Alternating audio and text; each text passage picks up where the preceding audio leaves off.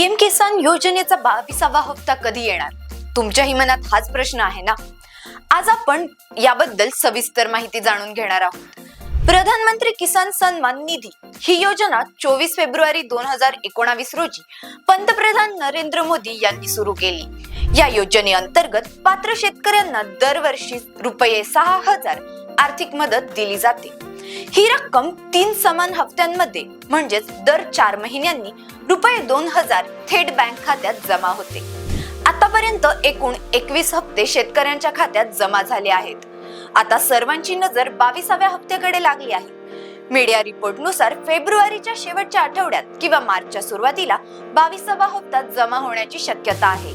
परंतु अजून सरकारकडून अधिकृत तारीख जाहीर झालेली नाही. जर तुम्ही अजून ई-केवायसी पूर्ण केले नसेल तर ते तात्काळ पूर्ण करा. तुमचे आधार कार्ड लिंक आहे का तपासा. बँक खाते योग्य आहे का ते खात्री करा.